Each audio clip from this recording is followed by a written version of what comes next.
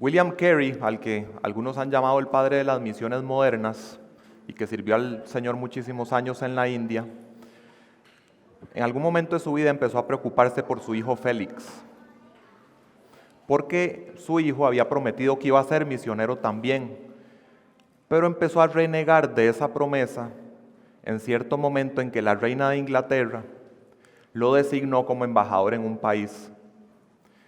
Y preocupado por esto, entonces William Carey le escribe a un amigo pidiéndole oración por Félix, y lo que le dice es: por favor, ora por Félix.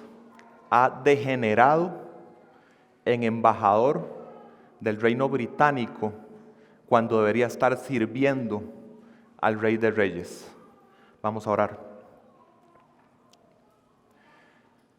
Dios, tú eres digno de que cada vida y todo en la creación esté consagrado a alabarte, a bendecirte, a rendirte todo tipo de alabanza, Señor, y de sacrificio espiritual.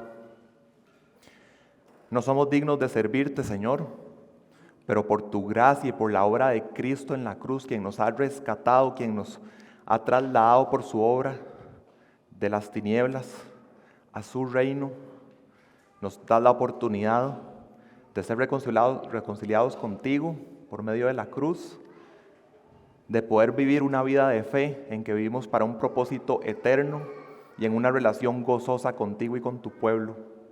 Cultiva en nosotros, Señor, un corazón de amor y de servicio a la iglesia por la que tú, Dios, enviaste a tu Hijo a que pagara por precio de sangre, por pura gracia, porque ni lo valemos ni lo merecemos, pero tú así lo determinaste en tu misericordia. Gracias, Señor, dirige este mensaje, que sea para transformación, Señor, que cambie nuestros corazones, nos motive y nos impulse a seguir el ejemplo de Cristo como siervo. Te lo pedimos en su nombre. Amén. Hoy vamos a continuar con la serie de prédicas de la primera carta del apóstol Pablo a Timoteo. Pueden ir buscando en sus Biblias. El texto que tenemos para hoy es 1 Timoteo, capítulo 3, versículos del 8 al 13. Y como siempre, antes de que leamos el texto, me gusta que nos ubiquemos un poco en el contexto de esta carta. Recordamos entonces que esta fue una carta escrita por el apóstol Pablo a Timoteo, que estaba en Éfeso, que ya le había dado previamente un encargo y en la carta lo refuerza, y era un encargo que tenía que ver con la preservación de la sana doctrina en esta ubicación y con el vivir el evangelio, el vivir una vida piadosa, consecuente con esa profesión de fe. Y el propósito de la carta lo tenemos bien sintetizado en un versículo que va a ser predicado la próxima semana, está justo después de nuestra sección de hoy, es 1 Timoteo 3:15, pueden seguirme en sus Biblias, que dice: te escribo para que sepas cómo debe conducirse uno en la casa de Dios, que es la iglesia del Dios vivo, columna y sostén de la verdad. Ahora, con eso en mente, cuando entramos a la sección de hoy, y ahí pueden ver en sus Biblias, pueden poner sus ojos en 1 Timoteo capítulo 3, versículo 8, y probablemente en su Biblia va a haber un subtítulo para esa sección que dice: requisitos para los diáconos. Entonces, en la casa de Dios, en la estructura que Dios ha determinado para la iglesia, hay ciertos oficios. Hay uno que es el oficio de diácono. El texto de hoy trata de los requisitos para esa posición. Con esto solamente en mente, vamos a leer ya el texto. Yo les voy a leer desde la versión Nueva Biblia de las Américas. De la misma manera, también los diáconos deben ser dignos de una sola palabra, no dados al mucho vino, ni amantes de ganancias deshonestas, sino guardando el misterio de la fe con limpia conciencia.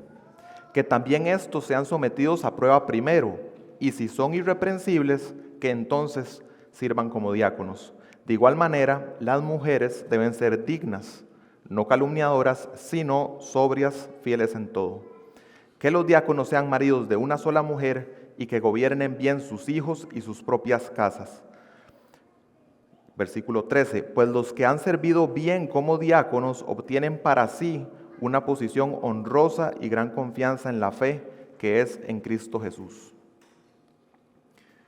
Entonces estamos en una carta que nos habla acerca de cómo conducirnos en la casa de Dios, que es la iglesia. Estamos en un pasaje que nos habla acerca de servicio, de manera que solamente con estos dos elementos, el Señor lo que ha puesto en mi corazón hoy, con esta prédica como propósito, es que crezcamos como personas serviciales de la casa de Dios, que crezcamos como personas serviciales de la casa de Dios. Y lo primero que quisiera que entendamos es que cuando en la Biblia leemos esta palabra diácono, en el idioma original simplemente es una palabra que significa servidor. Así que en sus Biblias, donde ustedes ven la palabra diácono, bien pudo haberse traducido ahí como servidor, o cuando ven diaconisa, bien perfectamente pudo haberse puesto ahí servidora. De hecho, que muchos estudiosos de la Biblia coinciden en que si no tuviéramos este pasaje de hoy, sería difícil sostener desde la Biblia que existe una posición oficial en la iglesia que se llama diáconos. ¿Y por qué? Porque el Nuevo Testamento está saturado de llamados y exhortaciones al servicio a todos los creyentes, no solo para un grupo selecto de la iglesia. Y para esto quisiera nada más que veamos dos ejemplos que creo que son muy representativos. El primero lo tenemos en Efesios 4, versículos 11 y 12. Aquí Pablo está refiriéndose a la iglesia y dice: y él dio a algunos el ser apóstoles, a otros profetas, a otros evangelistas, a otros pastores y maestros, a fin de capacitar a los santos para la obra del ministerio, para la edificación del cuerpo de Cristo. Entonces en la iglesia hay una capacitación de los santos, de los que Dios ha apartado para la obra del ministerio. Y esa palabra que ahí se traduce como ministerio, en el original es la palabra diaconías. Entonces los santos, todos los creyentes en la iglesia, están siendo capacitados para diaconías, para servir. El otro ejemplo lo tenemos en 1 Pedro 4, versículos 10 y 11. Aquí Pedro dice, refiriéndose a dones espirituales, dice: según cada uno ha recibido un don especial, úselo, sirviéndose los unos a los otros como buenos administradores de la multiforme gracia de Dios. El que habla, que hable conforme a las palabras de Dios. El que sirve, que lo haga por la fortaleza que Dios da, para que en todo sea glorificado mediante Jesucristo. Entonces aquí vemos que Pedro, al referirse de una manera muy general a dones espirituales, nos habla de dos cosas. Nos habla de hablar y nos habla de servir. Y ese sirve en el original es la palabra diaconei. Y no es que en la iglesia unos solo hablan y otros solo sirven. No, todos somos llamados a todos, pero de alguna manera nos enfocamos en un área más que en otras. Y de alguna manera cuando estamos ministrando a los demás, o estamos ministrando con nuestras palabras, o estamos diaconando, estamos sirviéndoles en alguna otra expresión tangible de amor hacia ellos, más allá de palabras. Entonces es claro que todo cristiano es llamado a servir, pero además de eso, y en virtud del texto que tenemos hoy, en la iglesia local, el Señor ha determinado en la estructura, en el diseño que Él tiene para la iglesia, que hay una posición oficial para personas que asumen un compromiso adicional de servir a la iglesia. Asumen ese compromiso con la congregación y lo hacen de una manera no casual, sino comprometida, oficial, en que se les da el título de diácono o diaconisa y que debe cumplir ciertos requisitos que vamos a ver en el texto más adelante. Antes de que empecemos a ver esto de los requisitos, yo quisiera que meditemos un momento en por qué se ha de servir a Dios y por qué deben haber requisitos para servirle. Hasta podríamos pensar que el único requisito debería ser tener una buena intención o algo así. Y quisiera que veamos algo en la Biblia. No sé si recuerdan cuando Jesús fue tentado en el desierto por Satanás, en lo que él respondió a las tentaciones, citando escritura de Deuteronomio. En una de las tentaciones, lo que él le responde es, en Mateo 4:10, vete, Satanás, porque escrito está, al Señor tu Dios adorarás y solo a Él servirás. Entonces tenemos Nuevo Testamento, Jesús citando Antiguo Testamento, algo que Dios le había dicho al pueblo que él había elegido y había sacado de Egipto y había rescatado, un llamado a decirles: yo soy el que escoge quién es el que me va a servir. Dios es un Dios que no puede ser servido por manos humanas, dijo Pablo en Hechos 17. Pero en su gracia, Él determina que para algunos selectos, por su elección incondicional, por su misericordia, Él ha determinado: estos pueden servirme. En realidad ellos solo pueden devolverme una pequeña parte y contaminada de pecado de lo que ya yo he dotado a la creación y al mundo, pero en su gracia nos permite servirle. Pero Él es el Señor y Él es el que determina de qué manera y quiénes le sirven. Entonces así, cuando Dios selecciona a los suyos, y ahora hablando de nosotros en el nuevo pacto, y como hemos estado meditando ahora, Dios nos ha trasladado de las tinieblas al reino de su Hijo amado, y eso ha cambiado nuestra identidad. Y nuestra identidad ahora, en su esencia, es que somos adoradores de Dios y que somos servidores de Dios. Aquí que estamos hablando en 1 Timoteo, de cómo conducirnos en la casa de Dios, si en Antiguo Testamento hubiéramos pensado en esa frase, casa de Dios, hubiéramos pensado en una de dos cosas, dependiendo del momento. Hubiéramos pensado o en el tabernáculo o en el templo, donde estaba la representación de la presencia de Dios. Y el deber y el honor de servir a Dios en ese lugar, que representaba su presencia, era una tarea que no era para nada casual, era un privilegio reservado para unos pocos. Y lo que vemos a lo largo del Antiguo Testamento es que fueran personas o fueran instrumentos para servir al Señor, apartados, santificados, requerían que, o lo que se ve es que en cuanto más cerca estuvieran las personas o los instrumentos a la presencia de Dios, mayor era el requisito de parte de Dios de ser apartados, consagrados, devotos, puros, santos. Incluso en los materiales de los instrumentos lo vemos en materiales cada vez más preciosos, hasta llegar al arca del pacto. Entonces estamos hablando de personas íntegras, dedicadas a Dios, son las que Él determina que le sirven. Es por su gracia, pero Él determina que existe el requisito. Y esto es algo serio. De hecho, que parte del fracaso, o algo muy importante del fracaso del pueblo de Israel en el Antiguo Testamento fue no comprender la seriedad de esto y tomárselo como algo ligero.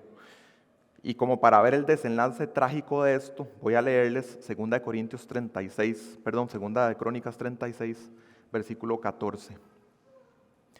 Asimismo, todos los jefes de los sacerdotes y el pueblo fueron infieles en gran manera.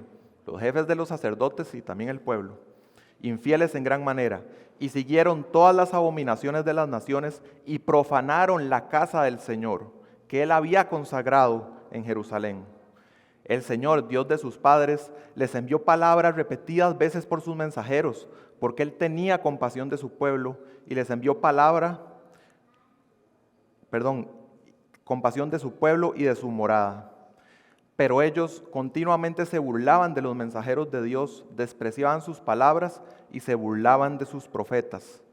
Hasta que, esto se dio por cierto tiempo, el Señor en su misericordia lo permitió, hasta que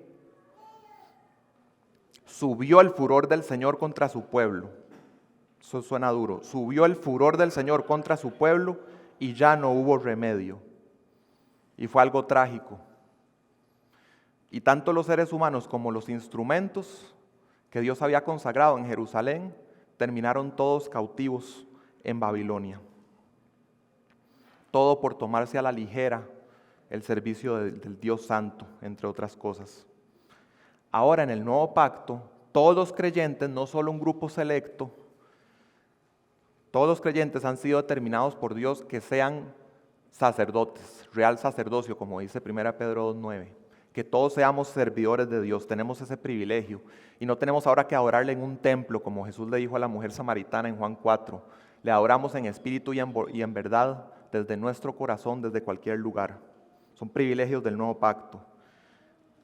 Pero también, esto no cambia, Dios es igual de santo y debemos servirle de igual manera reverente y consagrada.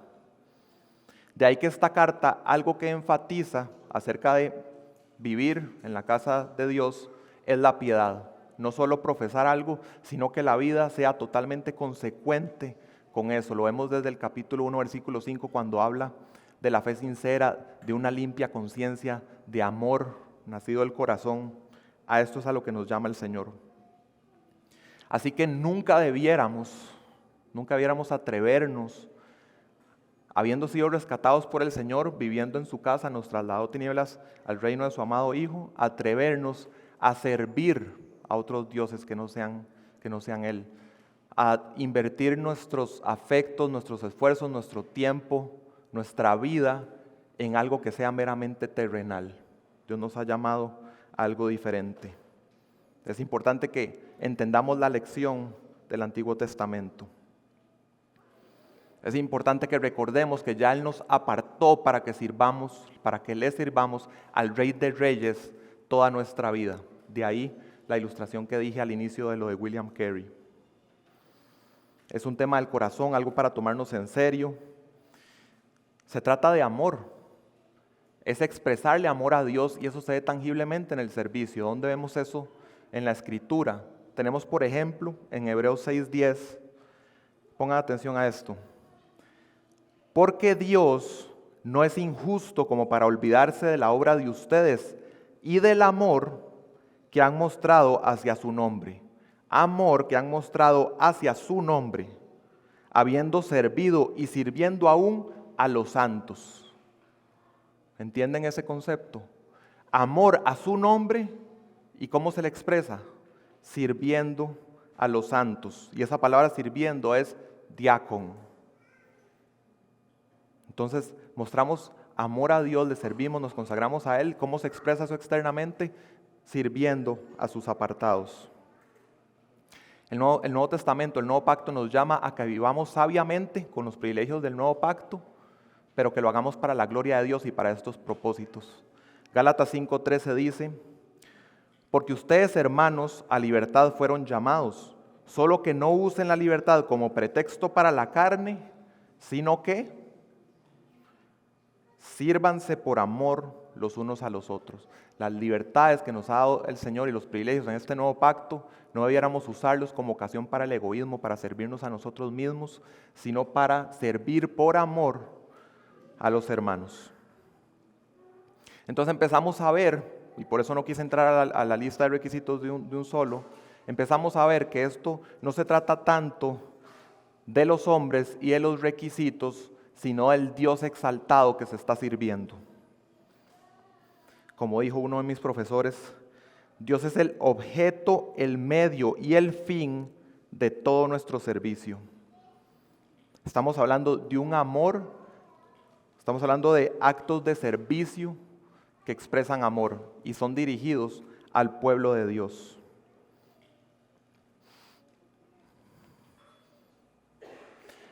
He hecho esta introducción un poco larga, pero no quisiera que lleguemos al texto, veamos el subtítulo que dice requisitos para los diáconos y pensemos que aquí simplemente vamos a toparnos con una lista de habilidades y de tareas y que probablemente no tengan que ver conmigo porque seguro yo no voy a ser diácono.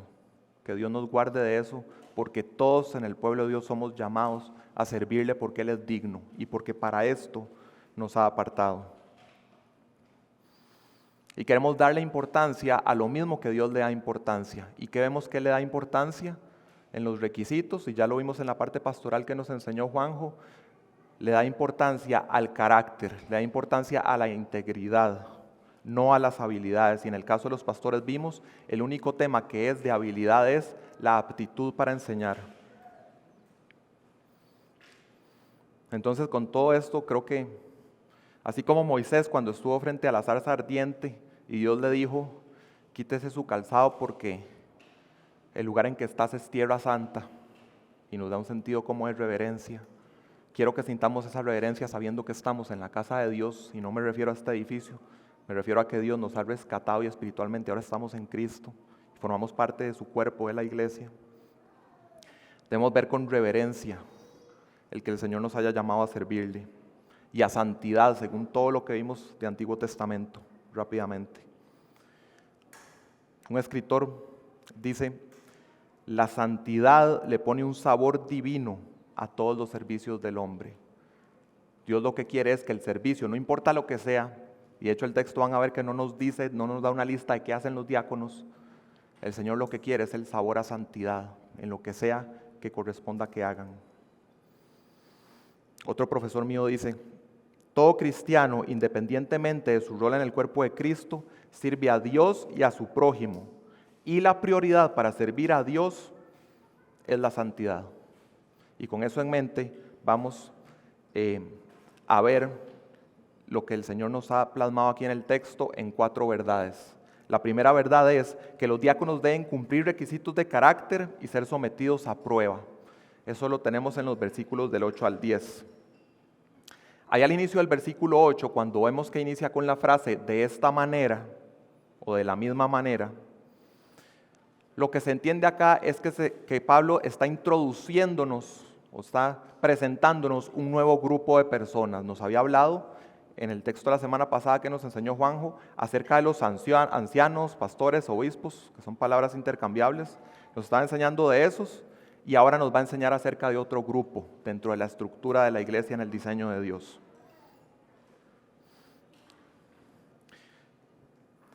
Y los requisitos no son idénticos, pero muchos sí son, incluso idénticos a la palabra. Voy a referirme entonces a los que son un poco diferentes, aunque siempre el sentido de la santidad y el consagrarse a Dios son lo mismo. Voy a referirme sobre todo a los diferentes porque algunos ya nos los explicó Juanjo la semana pasada y ahí tenemos la referencia. Nos dice primeramente que los diáconos deben ser dignos. Esto se refiere a que un diácono tiene que ser una persona respetable, una persona honorable, una persona de la que pudiéramos, que la expectativa que tenemos de esa persona al ya conocerla es que es alguien que se va a conducir con transparencia, que se va a mostrar como alguien íntegro. Segundo requisito nos dice que los diáconos deben ser de una sola palabra. Esto nos da a entender que el diácono es una persona que no anda, como pudiéramos decir, que no es una persona de dobles discursos, que a una persona le dice algo y a otra persona le dice otra cosa, o que hablando con una persona no quiere por medio de su discurso inducirla al error o engañarla. Así no debiera ser un diácono.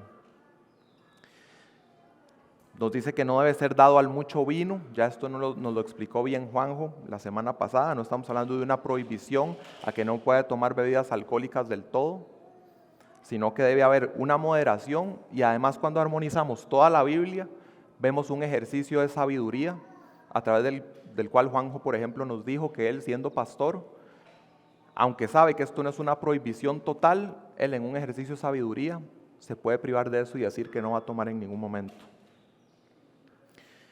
Nos dice que los diáconos no deben ser amantes de ganancias deshonestas, es decir, son personas que no son codiciosas, son personas que no están obsesionadas con lucrar y que en ninguna de las fuentes de sus ingresos debiera haber nada que pudiera ser como vergonzoso, algo que echara de ver como que está sacrificando algo de su integridad personal a fin de poder lucrar más. Cuando llegamos al versículo 9, vemos que ese versículo empieza con un sino, ¿verdad? Y el sino es un conector que nos habla de contraste. ¿Qué se va a contrastar aquí en el versículo 9? Este tema de no ser dados al mucho vino y no ser personas que aman las ganancias deshonestas, ¿con qué lo va a contrastar? Lo contrasta con guardar el misterio de la fe con limpia conciencia. Esto de la limpia conciencia, ¿a qué se refiere? Se refiere a una persona que es consecuente en que lo que profesa en su fe en Cristo es también lo que vive. Es una persona que está a cuentas con Dios, en sus confesiones, que no está viviendo una doble vida, que no tiene un pecado oculto, que no le confiesa a Dios, aunque Dios lo puede ver, pero que no lo confiesa a Dios ni lo está confesando a los hermanos, sino que es una persona que sabe a conciencia, está tranquilo delante del Señor. Pero lo que vemos, a cómo continúa la lista de requisitos, es que este autoexamen no basta, no es suficiente. Así que la lista continúa en el versículo 10 y ¿con qué continúa? Tienen que ser puestos a prueba primero los diáconos. Algunos han entendido acá que la iglesia tiene que hacer un ejercicio de entonces tomar estos requisitos, examinar la vida del diácono y ver que cumpla todo. Otros entienden que hay un periodo de prueba para el diácono, en que se ve de qué manera ejerce el diaconado a modo de prueba, y hay quienes entienden que son ambas cosas, ¿verdad? Y aquí en la iglesia lo que hemos practicado es ambas cosas. Se dice que alguien está a modo de prueba a empezar a servir como diácono y después de cierto tiempo se toma la decisión que se cumple lo que se dice aquí, que es que en ese periodo de prueba resulta irreprensible, es decir, que no hay un cargo o una acusación en su contra en el ejercicio del diaconado que tenga algún sustento y entonces ya puede servir con el título oficial o el nombre oficial de diácono. Cuando pasamos al versículo 11, aquí existe algo muy controvertido.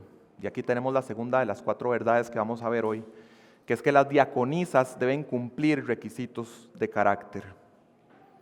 Y el versículo 11 dice esto: de igual manera las mujeres deben ser dignas, no calumniadoras, sino sobrias, fieles en todo. Aquí la controversia, ¿qué es? Es un tema de traducción y de interpretación. Esa palabra que en el original es mujeres, simplemente dice mujeres, puede entenderse que nada más está refiriéndose a mujeres en general o que se está refiriendo específicamente a las esposas de los diáconos a los que se acaba de referir. Si en el idioma original, a la par de mujeres, si hubiera puesto alguna cláusula o algo que indique de estos, viene hablando de diáconos y habla de las mujeres, de estos, ahí se cierra el caso y sabemos que está hablando de esposas de diáconos. Pero en el idioma original eso no se pone, nada más dice mujeres. De hecho, que si aquí alguien en este momento tiene, o en la aplicación o en sus Biblias, anda con una nueva versión internacional o con una nueva traducción viviente, ahí ustedes van a ver que los traductores se tomaron la libertad interpretativa de poner ahí que se está refiriendo a las esposas de los diáconos. Pero en el original eso no es así. Así que nosotros debemos ver el original y tomar una decisión y tener una convicción de qué creemos como iglesia, y esa convicción la tenemos. Había sido comunicada hace un par de años. Tenemos algunas pistas gramaticales, literarias, canónicas de toda la Biblia que nos apuntan a esa interpretación, y quiero repasarlo rápidamente, aunque aquí creo que muchos estuvieron en el momento del cambio doctrinal, el sustento bíblico para decir que hay oficio de diaconisas en el Nuevo Testamento. Primeramente tenemos, como les dije al inicio del versículo 8, esta frase inicial que dice, de la misma manera o de igual manera, introduce un nuevo grupo. Pablo nos presenta un nuevo grupo. Entonces había empezado con pastores, usa la frase, nos habla de diáconos, vuelve a usar la frase, entonces pensaríamos, nos va a hablar de otro grupo. ¿Cuál es ese grupo? Las diaconisas. Entonces la estructura del texto nos hace pensar que nos está hablando de un tercer grupo. También el contexto literario y entendiendo estos oficios en la iglesia, sabiendo que la función pastoral tiene o implica mayores requisitos y mayores responsabilidades, y para ese oficio no se impusieron requisitos sobre las esposas de los pastores, sería algo extraño, algo incongruente que para un oficio de menor responsabilidad y de menores requisitos sí se exija algún requisito de parte de las esposas.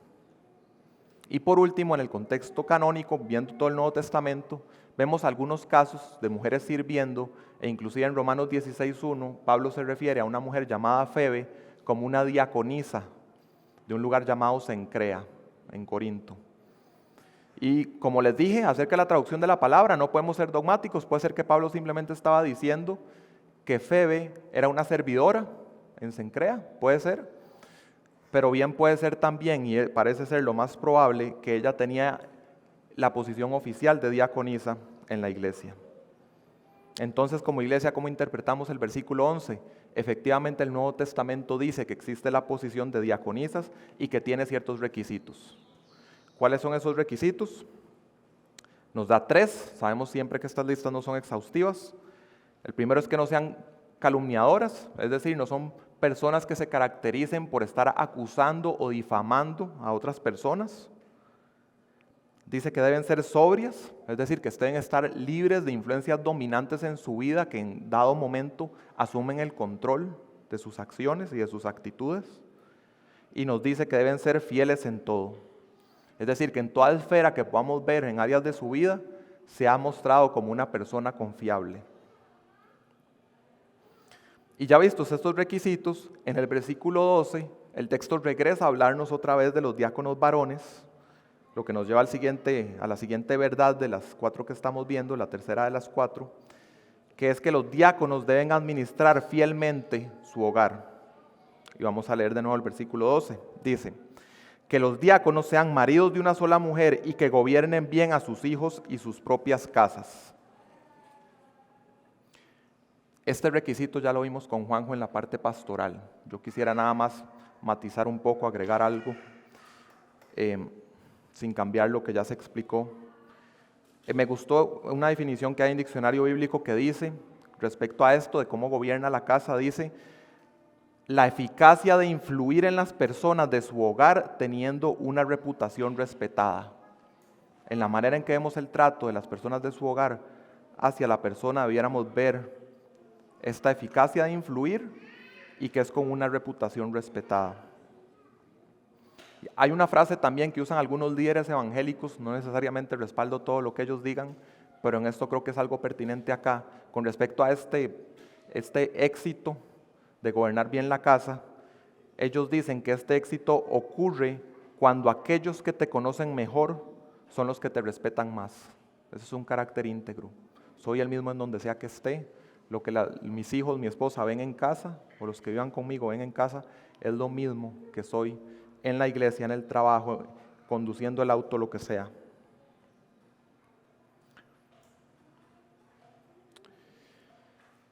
Aquí en este punto, en el versículo que estamos, acá se terminan los requisitos. Y antes de que pasemos al último punto,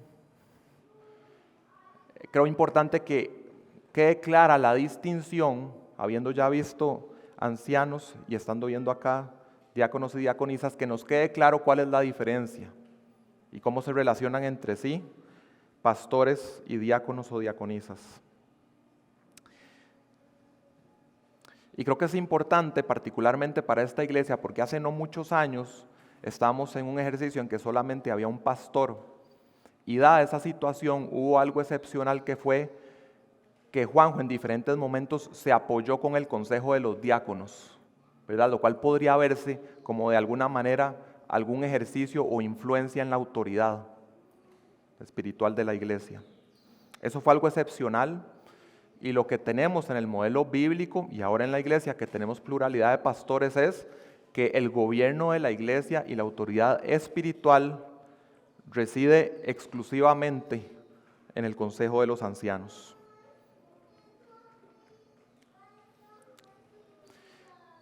A nivel de requisitos que vemos en el pasaje, como ya les dije, la gran diferencia es que a los diáconos y diaconisas no se les exige como requisito que sean aptos para enseñar. No se les exige que ellos sean hábiles para que por medio de discurso sobre la palabra de Dios instruyan a las personas.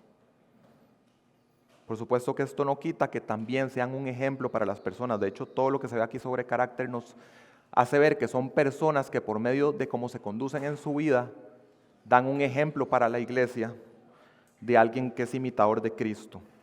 Y de hecho que aquí en la iglesia, cuando yo pienso en personas que yo creo que se van perfilando hacia el diaconado acá, pienso en personas que varios de ellos nunca los he escuchado dar un estudio bíblico, pero veo en esas personas un ejemplo a seguir y personas que me han desafiado personalmente a que yo crezca en ser más servicial. De eso sí estamos hablando, modelos, imitadores, servidores. De manera entonces, para que quede claro, los pastores gobiernan y ejercen autoridad espiritual, los diáconos y las diaconisas no, son llamados a algo diferente. Podemos verlo así. Y hablando en este contexto del amor, del servicio a Dios y a sus santos en amor. Los pastores modelan el amor de Cristo como buen pastor, como príncipe de los pastores. Muy imperfectamente los pastores modelamos eso. Los diáconos y diaconisas modelarían más bien el amor de Cristo en actos de servicio como cuando le lavó los pies a los discípulos. Y después de eso Jesús les dijo en Juan 13, ejemplo les he dado y ustedes ámense así los unos a los otros. Vemos más en los diáconos este ejercicio de dar el ejemplo en temas de servicio.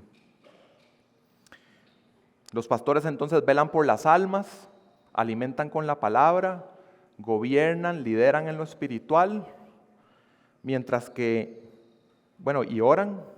Y los diáconos velan sobre todo por necesidades físicas, materiales, logísticas, administrativas, que siempre habrá en una iglesia, y velan por eso bajo el gobierno de los ancianos o pastores. Entonces los pastores comunican a los diáconos los objetivos y los diáconos mueven a la iglesia, que toda la iglesia debe estar sirviendo, mueve a toda la iglesia hacia esos objetivos.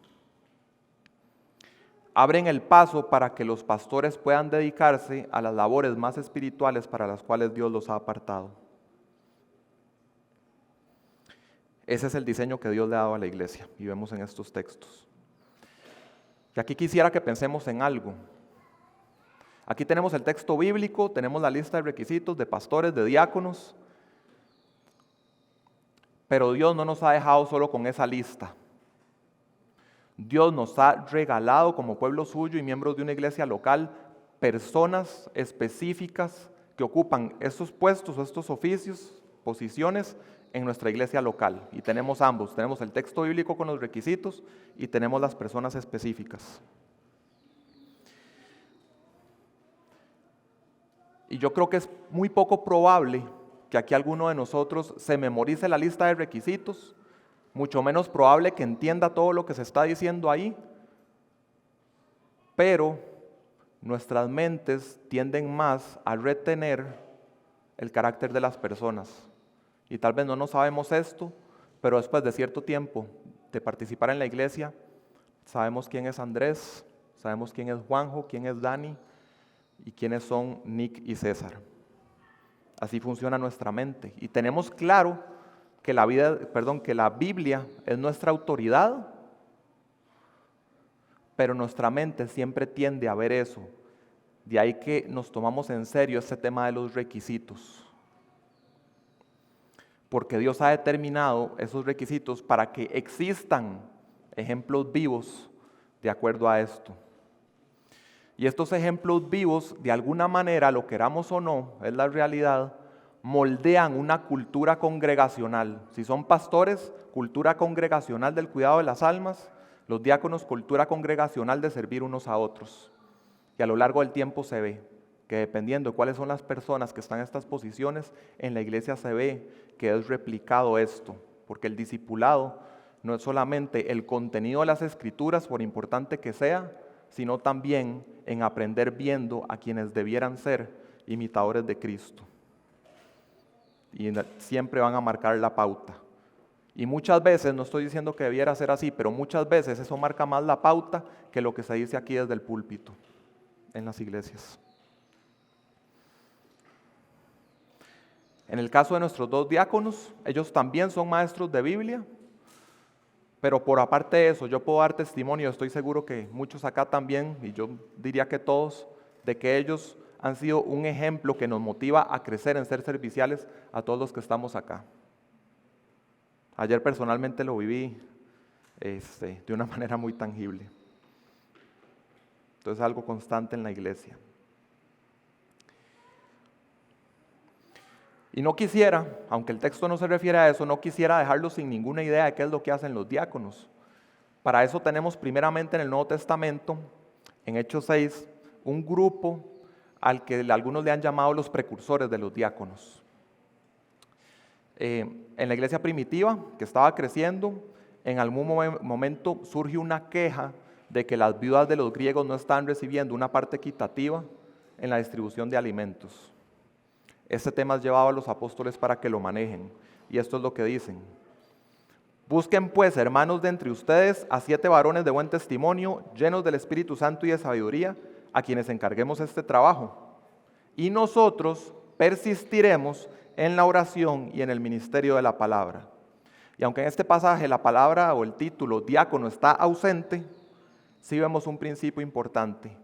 Vemos a unos hombres de buen testimonio y sabiduría que son identificados por la congregación, seleccionados oficialmente para dedicarse a una tarea administrativa, de manera tal que los apóstoles liberan tiempo para dedicarse a la labor espiritual que Dios les había encomendado. Entonces, nuevamente, el diácono atiende necesidades materiales y a veces quisiéramos una lista, que Dios nos dé listas, pero es que el servir al pueblo de Dios no se trata de listas, se trata de relaciones humanas, se trata de contexto de la iglesia local. Si yo tuviera que dar una respuesta a decir qué es lo que los diáconos hacen, yo diría, los diáconos hacen lo que la iglesia local necesite que hagan. Y eso puede variar de un lugar a otro, y Dios no nos da listas. Y el servicio siempre empieza, no por una lista, sino por una persona nacida de nuevo, un hijo de Dios que ama tanto a un hermano, que se relaciona con él, pone atención, ve sus necesidades y se mueve activamente a atenderlas. Ese es el espíritu que hay en ser un servidor. Y por supuesto en la iglesia siempre va a haber de estas tareas logísticas, administrativas, materiales, de las que hay que ocuparse. Por ejemplo, siempre está el tema de la recolección de diezmos y de ofrendas, y eso conlleva también administrar eso, un presupuesto, pagar salarios, pagar alquileres, etc. Una iglesia es común o que sea dueña de una propiedad o que esté alquilando, eso también requiere una labor de la que puede encargarse tal vez un diácono. También tenemos actividades congregacionales, como los almuerzos o los campamentos. Tenemos también el servicio dominical. Y aquí estoy diciendo áreas de servicio que no necesariamente es que eso le toca al diácono. Como ya hemos visto, todos somos llamados a servir, pero puede ser que en el gobierno de la iglesia determinemos que para ciertas de estas cosas se lo vamos a encomendar al diácono o a las diaconisas. Tenemos también eventos menos frecuentes como los bautizos. Y hay iglesias que incluso agregan acá otras cosas más allá, que no necesariamente el Señor nos ha llamado a eso, pero que incluso iglesias que son dueñas de librerías o que tienen programas de ayuda comunitaria, ahí también pudieran ser áreas de servicio. Eso como para mencionar algunas cosas nada más y tengan alguna idea. Y así entonces pasamos al último punto, y aquí es donde quisiera más motivarlos y desafiarlos, según el propósito que les dije al inicio, de que crezcamos en ser personas serviciales en la casa de Dios. Entonces tenemos nuestra cuarta verdad, que es que el ejercicio diaconal fiel es honroso. Eso está en versículo 13, que dice: pues los que han servido bien como diáconos obtienen para sí una posición honrosa y gran confianza en la fe, que es en Cristo Jesús.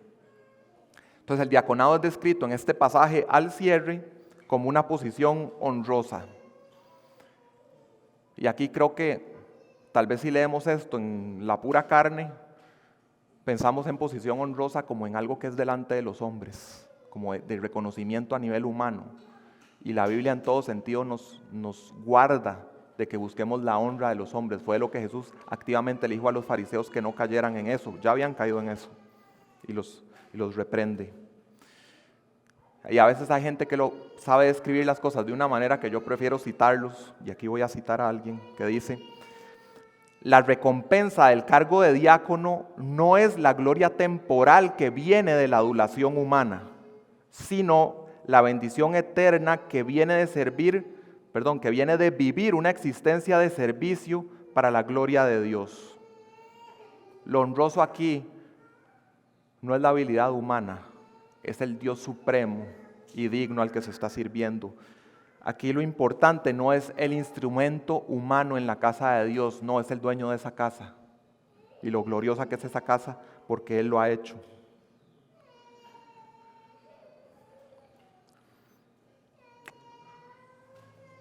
También el texto nos dice que de alguna manera hay un avance en confianza para quien ejerce bien el diaconado. ¿A qué puede estarse refiriendo esto? Puede estarse refiriendo a que la persona está creciendo en mostrarse confiable para nuevas necesidades que surjan ante toda la iglesia, entonces hay un crecimiento en confianza. También puede ser, no ante la iglesia, sino en el interior de la persona, y creo que tal vez todos podemos identificarnos con esto, cuando estamos viviendo consagrados al Señor y somos usados por Él, eso siempre, aparte de la seguridad de salvación que ya tenemos, nos da una confianza adicional y un gozo de saber que le estamos sirviendo, que nos está usando para su obra. Ahora, la gran mayoría acá puede pensar, yo no voy a ser un diácono de la iglesia, nunca voy a hacer eso, no es a lo que Dios me llama. Pero, es cierto que la mayoría no van a ser diáconos de una iglesia, es cierto, pero, como ya vimos, todos somos llamados a crecer en ser serviciales. Es muy conveniente que veamos este texto y pensemos, hoy se habla de diáconos, no creo que Dios me llame a eso, esto está hablando de otras personas, no, este texto está hablando de usted, de todos los que estamos en la casa de Dios y somos llamados a servir por quien es el dueño de esa casa y la razón por la cual nos ha traído, por su gracia. De hecho, en los requisitos de los diáconos lo que vemos es que lo que ellos van a ejercer en la congregación es algo que ya es una realidad en sus hogares, ya son serviciales en sus hogares. Entonces yo lo que quisiera es que salgas hoy animado de aquí por el amor de Cristo para ser una persona más servicial. ¿Y cómo eso se ve? Aquí estoy hablando de las personas en diferentes momentos de la vida, diferentes contextos, diferentes corazones, y va a caer en lugares muy diferentes. Pero el Espíritu Santo presente en cada uno de ustedes, yo sé que puede hacer una labor de darles la sabiduría, de darse cuenta cómo en tu contexto, en tu situación puedes crecer en servicio. Y puede ser servicio con las personas con las que convives, puede ser servicio en la iglesia, puede ser ambas. Y aquí cuando hablamos de ser serviciales, es donde chocamos con nuestra propia carne. Para mí es difícil predicar esto, que es un área de crecimiento para mí. Aquí es donde chocamos porque creo que a todos nos gusta cuando nos dicen que somos serviciales, pero por lo general no queremos ser serviciales. Nuestra carne se resiste a eso. Y en ese tema de hoy, de modelar a Cristo, no solo en el discurso, y sí queremos modelar a Cristo en el discurso, preservando la buena doctrina, pero que también modelemos a Cristo por aparte del discurso. Eso es lo que más me desafía a mí, personalmente, con el texto de hoy. Me desafía enormemente. De hecho que meditando en esto, y hasta hablé con mi esposa sobre este tema, y meditando en todo esto delante del Señor, algo que pensé fue que yo no quiero que Anita me reconozca a mí como un buen teólogo, como un buen consejero, incluso como alguien que la escucha y que está atento a sus necesidades, la escucha y ora por ella, sino que yo quisiera que Anita me reconozca como alguien que activamente está pendiente de sus necesidades, que extraordinariamente es activo en atenderlas, y no por mis propias fuerzas, sino porque miro a Cristo y quiero ser como Él. Eso es a lo que a mí me lleva cuando medito este texto de hoy. Y Jesús dijo, en esto conocerán que son mis discípulos si tuvieren amor los unos por los otros. ¿Y que estamos hablando? Expresiones tangibles de amor a los santos. Servicio, todo esto es lo mismo. Y aquí voy a pedirle algo que tal vez le asuste. Y de hecho yo lo apliqué yo mismo y lo pospuse hasta el final y hasta ayer lo hice, porque sabía que no me iba a ir muy bien. Pero creo que es necesario. Pregúntele tal vez a las dos personas más cercanas a usted, ojalá personas que conviven con usted, que habitan en el mismo lugar. Pregúntele a esas dos personas si lo consideran a usted una persona servicial. ¿Y qué tan servicial? Y aquí nadie se salva. Sea que sea servicial, que te digan que sí, y no eres diácono, bueno, entonces tal vez el Señor te está moviendo, ya que estás cumpliendo el requisito, a que seas un diácono en la iglesia. Y si la respuesta es que no eres servicial, pensamos en el texto, vemos que los requisitos son de carácter, algo en el corazón, algo en el interior. Ok, ¿qué hay en el corazón que está haciendo que yo no sea una persona servicial? Y aquí pueden estar ocurriendo muchas cosas. Y pongo ejemplos porque son cosas que yo he hecho. Puede haber una falsa humildad de decir que es que yo no tengo que aportar en X situación, entonces yo no sirvo. puede ser un tema de simplemente de ya no egoísmo, no quiero servir sino ser servido. O puede ser incluso el poner excusas, es que no dispongo de lo que requiero, no tengo el tiempo, no tengo la habilidad, algo me hace falta, entonces no voy a servir. Todas estas son manifestaciones de la carne y a lo que nos llama la Biblia, el texto de hoy, es que debemos despojarnos de esto y vestirnos del espíritu manso, humilde, amoroso y de servicio sacrificial de Cristo. Y aquí en este punto soy consciente, y más con la tarea que les he dejado, de que estoy hablando de servicio y puede que esté suscitando en el interior de algunos de ustedes culpa por esta área. Y no ignoro, como decía Calvino, que el corazón humano es una fábrica de ídolos. Y yo no quiero que el fruto de este mensaje sea que entonces se convierta en un ídolo el servicio. Y entonces voy a salir de aquí, ok, lo que tengo que hacer es agenda llena en servicio en la iglesia o en el hogar o lo que sea.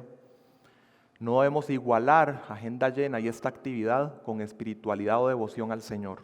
No es lo mismo. No quiero que salgan de aquí fariseos, no quiero que salgan de aquí címbalos que retiñen. Quisiera que por el poder y la gracia del Señor salgan de aquí cristianos amorosos. De hecho, en la carta vemos el naufragio de Himeneo y Alejandro en el capítulo 1. No queremos eso.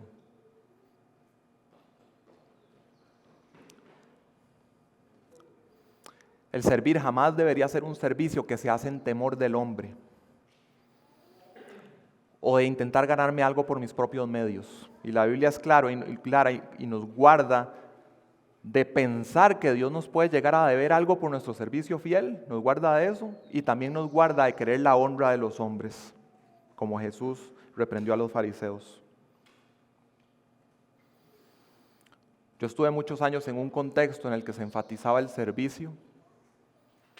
Y de hecho muchas veces desde el púlpito se usaba la frase que el que no sirve, no sirve. O sea, es un énfasis completo en el servicio. Y yo creo que algo como esto tiene que ser matizado en la sabiduría de las Escrituras con algo como lo que leemos, por ejemplo, en 1 Tesalonicenses 5:14, y les voy a leer, dice: les exhortamos, hermanos, a que amonesten a los indisciplinados, animen a los desalentados, sostengan a los débiles y sean pacientes para con todos. Okay, yo reconozco hoy, aunque estoy haciendo el llamado a ser serviciales, que este no es el momento para que muchos de ustedes empiecen con un tema de full servicio a la iglesia. Entendemos que no necesariamente es el momento de todo el mundo para eso. Hay diferentes momentos de vida, hay diferentes contextos. Solo para mencionar algunos, alguien puede estar cuidando a un anciano, alguien puede estar cuidando a un enfermo, alguien puede estar cuidando a niños pequeños, alguien puede tener un quebranto de salud, alguien puede estar de luto, alguien puede estar pasando por una condición espiritual pesada o complicada, puede ser una persona que en la parte económica apenas está logrando proveer para los suyos. Por nombrar algunas, puede ser alguien que está en su primer año de matrimonio, y hay un principio bíblico en Deuteronomio 24 sobre eso, o que está en alguna situación especial de su matrimonio. Estas cosas ocurren, así que esto del llamado al servicio hay que verlo en sabiduría de contexto, situación personal, y también en conocer nuestras propias limitaciones.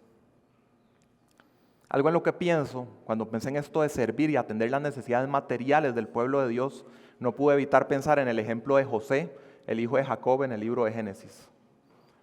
¿Qué más grande que fue el instrumento que Dios usó para darle de comer en medio de una hambruna al pueblo de Dios? Una hambruna severa. Pero eso se da en un momento de la vida de José en que él ya había pasado por situaciones de servicio fiel en que Dios lo formó a través de, y José no era perfecto, pero Dios lo fue formando, en medio de ser vendido como esclavo, servir en la casa de Potifar, vivir injusticia, servir en la cárcel. Y no era que Dios no estaba obrando ahí, que lo importante era lo del final, no, Dios estuvo obrando en todo momento y llegó el momento en que el servicio fue más tangible y más oficial y más visible ante todo el pueblo de Dios. Pero en todo lo que hace el Señor en nuestras vidas está obrando. independientemente de nuestro contexto. Así que tal vez hoy no es el día para entrar full a servicio de la iglesia, pero siempre es el día para crecer en ser servicial, para ser sostenidos por el Señor y poder decirle: Señor, tú eres soberano, en tu providencia me has puesto hoy aquí en este lugar, en esta situación, quiero servirte aquí, porque tú has determinado que sea aquí donde esté hoy. Si alguien aquí puede estar pensando en la frase, no puedo servir, y relacionado a lo que estoy hablando, no puedo servir en este momento en la casa de Dios, en la iglesia, porque con lo que usted rellene ese espacio, esa razón de por qué no puede, yo lo llamo a que se examine. Si esa razón que usted rellena ese espacio es algo que también es servicio a otros, son expresiones de amor, o si son deseos egoístas. Porque si con lo que rellenas ese espacio es que en este momento estoy enfocado en mi carrera, o es que en este momento estoy metidísimo en el gimnasio, o es que estoy esperando a que ocurra este evento y cuando ocurra, ahí sí ya voy de lleno con Dios. Yo no puedo ver los corazones, y aquí hay todo tipo de contextos diferentes, yo nada más los llamo a que con sabiduría y sinceridad delante del Señor y conciencia limpia se examinen. Y a la vez recordarles que estamos en una guerra. Estamos en una carta que se refiere a la iglesia como columna y sostén de la verdad. Estamos en una guerra por la verdad que cada vez es más complicada en este mundo. Y en una guerra, si la persona no está en una camilla recuperándose, creo que no se me ocurren excepciones de que entonces deberían estar en el campo de la batalla poniéndole. Y el Señor nos llama a eso. El Señor nos da oportunidades para servir en la iglesia. Aunque no puedas tomar un oficio de diácono o de diaconisa, hemos hecho llamados a que las personas sirvan en la grabación de las prédicas. Hemos hecho llamados a que las personas sirvan en la escuelita dominical. Hay otras oportunidades. Y siempre está la oportunidad de ejercitarse con hermanos para la piedad. Tener iniciativa. Mucho de esto es tener iniciativa. El Señor me mueve, veo necesidad, ocupo crecer yo. Quiero que mis hermanos crezcan, hagamos algo juntos. Hierro con hierro se aguza. Así que en vez del fariseísmo y el temor del hombre, más bien sabiduría, amor de Cristo, vestirnos de su servicio sacrificial. Nuestra mirada no debe ponerse en nosotros mismos, en nuestras limitaciones, en nuestras habilidades, en lo que sea de nosotros mismos. Nuestra mirada debe estar puesta en el perfecto Hijo de Dios que vino, vivió una vida recta, murió en la cruz por nosotros, nos ha revestido de justicia, ha sido imputada a nosotros, nos ha dado libertad para que vivamos en su casa, nos ha dado el ejemplo, lavó los pies de los discípulos, no vino para ser servido, sino para servir y dar su vida en rescate por muchos. Ahí ponemos nuestra mirada y gozosamente decimos: Señor, úsame.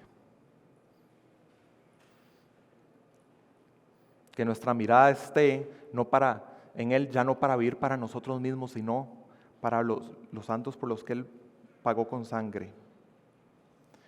Que nuestra mirada esté, como dice esta misma carta en capítulo 1, en el glorioso evangelio del Dios bendito.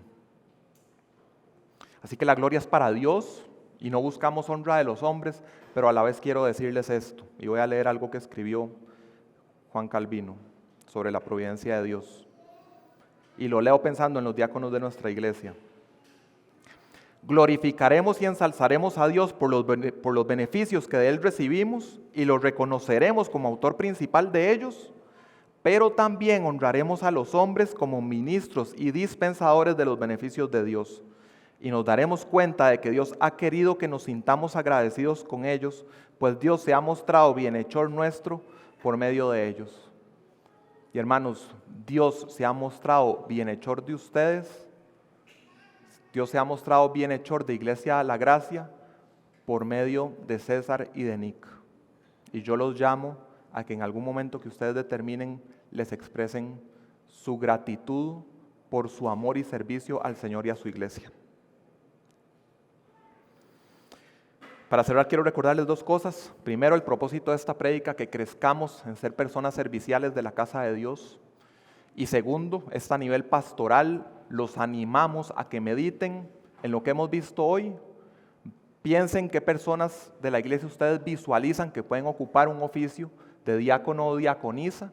Y cuando haya pensado en esas personas, que se acerque a Andrés, a Juanjo o a mí y nos comuniquen esos nombres. Y en este tema del balance entre saber que es todo por la gracia de Dios, pero que somos llamados a diligencia, a esfuerzo, amor, a cosas tangibles, me gustó una historia de un gran predicador, no voy a decir el nombre, pero un gran predicador que cuando estaba empezando su ministerio, escuchó en un sermón que el predicador dijo que el mundo todavía no ha llegado a ver lo que puede llegar a ser Dios a través de una persona completamente rendida a Él. Y este predicador en ese momento, empezando su ministerio, pensó, por la gracia de Dios, yo voy a ser esa persona. Oremos.